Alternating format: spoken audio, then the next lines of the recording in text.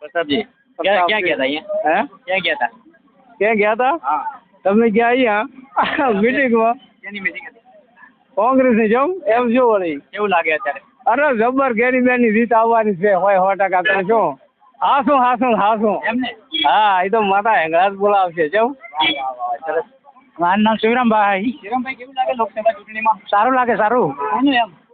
ગેનીબેનનો. એમ ગેનીબેન જીતી જાય? હા 100%. પણ સામે ભાજપ છે, રેખાબેન ચૌધરી છે. આ તો મોદી સાહેબ તો ખરા હા. પણ અહીં તો અહીંનું જોવું પડે ને મારે વતનનું. અચ્છા, લોકસભા બનાસકાંઠાનું જોવાનું છે. હા મોદી સાહેબનું નહીં જોવાનું? એ જોવાનું.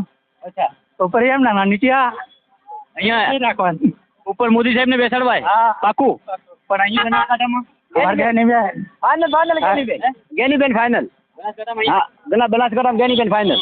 અને ઉપર ઉપર તો દેખાય થાય હાશું પણ અહીંયા ગેનીબેન ફાઇનલ. આ વખતે ગેનીબેનને બેસાડવાય? હા 100% 100% હા હા એકદમ પાકું ગેનીબેન 100% આપી દીધું. હા ગેનીબેન. લોકસભાની ચૂંટણી આવી છે અને લોકો પોતાનો મિજાજ જણાવી રહ્યા છે, પરંતુ ક્યાંક ને ક્યાંક જે ચર્ચાઓ જોવા મળી રહી છે ઉપર મોદી સાહેબને બેસાડવા છે, પરંતુ બનાસકાંઠામાં કંઈક પરિવર્તન લાવવું છે એવી ખેડૂતો પણ વાતો કરી રહ્યા છે. આ લોકો તમામ જે લોકો છે એ ગેનીબેનના સભામાંથી આવી રહ્યા છે, ત્યારે એમને પૂછવું ખૂબ જરૂરી છે કે તમે ક્યાં ગયા હતા. શું કહેશો આ ગામમાં ગેનીબેનને કેટલા મત મળશે તમારું? ગેનીબેનને 80% વોટ મળશે સર. 85% ગેનીબેન વાસણા 80% ઉપર પણ વાસણા વાત 80% ઉપર. હા વાસણા વાતના અમારા 28% વોટિંગ છે. 28% વોટિંગ છે એનાથી પાકા 28% ઉપર. શું નામ? લક્ષ્મણભાઈ. કેવું લાગે છે આ વખતે? રેડી લાગે. હાઉ એટલે ગેનીબેનના સભામાંથી આવો એટલે તો નહીં કહેતા ને? ના સારું હતું. આ સાહેબ તો પરિવર્તન કરવું છે. હા જોઈ રહ્યા છો અહીંયા કેટલાય લોકો જે પ્રમાણે પોતાના અલગ અલગ મંતવ્ય જણાવી રહ્યા છે.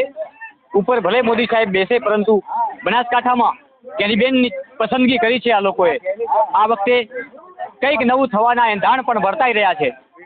જે રીતે ઠેર ઠેર ગેનીબેન ઠાકોરના સમર્થનમાં લોકો આવી રહ્યા છે, ગેનીબેનના જે સન્માન થઈ રહ્યા છે, લોકો પૈસા આપીને નોટ અને વોટ બંને આપવાની વાત કરી રહ્યા છે. ત્યારે સમગ્ર આ વિધાનસભા દિયોદર વિધાનસભામાં અત્યારે હું પહોંચ્યો છું અને ત્યાં જોઈ રહ્યા છો લોકો ગેનીબેન ઠાકોરની પસંદગી કરી રહ્યા છે.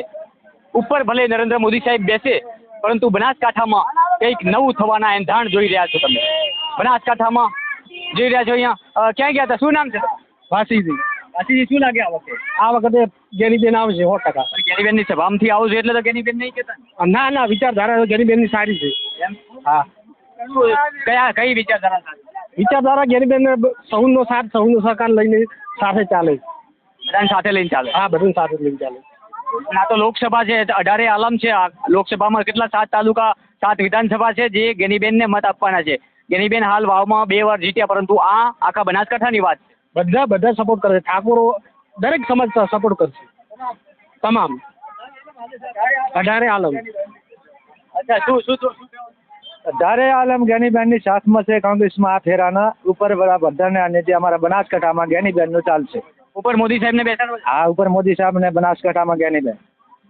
જુઓ, ઉપર મોદી સાહેબને બેસાડવા છે, પરંતુ બનાસકાંઠામાં ગેનીબેનની પસંદગી થઈ રહી. નમસ્કાર.